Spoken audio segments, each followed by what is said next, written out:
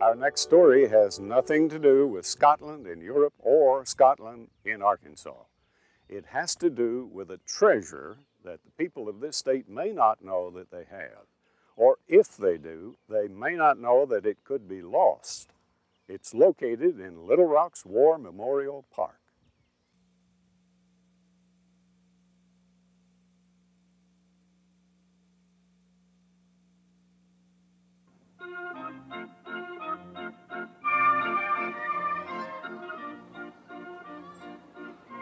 A carousel is a most magical and mystical creature. Although its journey is circuitous, there is nothing that can take the imagination further. Childhood returns, as palpable and ethereal as cotton candy.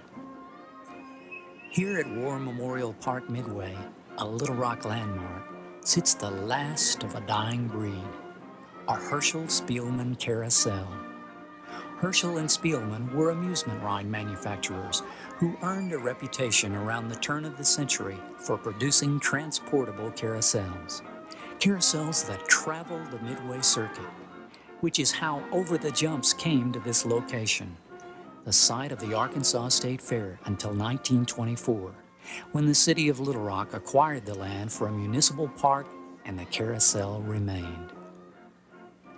What makes this carousel unique is not only the reputation of its manufacturer, but the fact that it is one of only 4 of its type ever produced, and the only one remaining.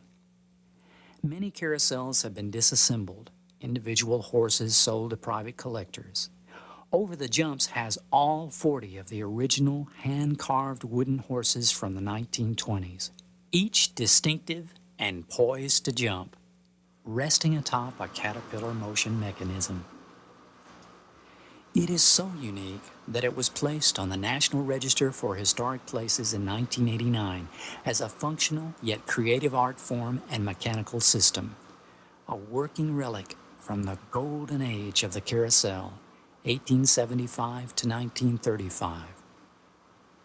Despite its uniqueness, historic significance, and intrinsic value, the fate of Over the Jumps is questionable at best.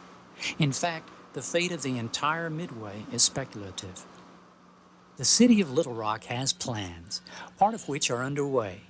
The old Fair Park swimming pool is being replaced with a fitness complex. Bill Bunton, Assistant Director, Parks and Recreation, City of Little Rock. The park itself is overburdened with too many facilities. There's not enough walks, there's not enough open space. It's our premier metropolitan park that people know the park system by. And one of the problems is its image. It needs a better image. And that the City of Little Rock wants the new image to include the carousel, as does its owner, Lloyd Choate. Choate, whose carny name is Moki, has operated the amusement park for 7 years under a lease with the city. They own the land, he owns the equipment. The crux of the problem is Moki's lease is expiring, and the shelter over the carousel is falling apart. The city desires a more permanent solution to both problems. Include the carousel and possibly some of the other rides in a new facility that is compatible with the fitness center. But none of this can be done without money, and city governments don't distribute money without feasibility studies. The cost for this study is around $40,000. Advertisement and promotion for the city of Little Rock provided $20,000.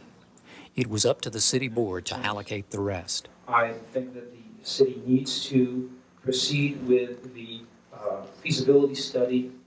Ken Story, director of the Arkansas Historic Preservation Program, the agency responsible for Over the Jumps being placed on the National Register, felt so strongly about the carousel that he went before the board in April. Okay, I have a motion and a second to approve this resolution. All in favor, please say aye. Aye. Opposed? It doesn't surprise me that people don't know about the carousel that much. People don't appreciate what it is. That it's more than just another ride, another Midway attraction. I think that one of the things that we try to do and what our office tries to do is to raise consciousness about such things and to encourage people to appreciate what they've got and to just understand and appreciate the background of and the history of what they have and how little of this kind of thing is left. In May, the 3-month study began. First, to determine if the rides would be compatible with the new Fair Park image, but more importantly, if some method could be developed, such as a one-gate admission fee that would generate enough revenue to support the cost of operating and maintaining a theme park. What it needs a nice building with a big loud Calio playing, you know, with that big Calio music, and it'll pay for itself in nothing flat. If I get the money, I'm going to go ahead along with whatever they want to do on the carousel. If they don't come up with the money, then we might take an option to sell it. So it would break my heart for it to have to leave, you know, and be sold. So I'm going to do everything I can in my power to keep it. It is a part of Little Rock, and I don't think Little Rock ought to let it go. If it's not feasible, then what that tells us as park officials is that we need to go ahead and plan on phasing out the amusement park, and that would include the carousel. If it says it's feasible, then what it would outline is some funding strategies or opportunities that we would pursue. Because we don't want to use tax money for this. We'd like to have it feasible to where we can get investors or sell revenue bonds or some other funding package to develop a nice theme park without tax dollars being spent. But for now, the carousel waits. Not for its ultimate destiny. Carousels are impervious to fate. Over the Jumps waits for its weekly journey to begin. With or without you, it will travel to the land of whimsy and magic and memories. Not a bad place to be on a Sunday afternoon.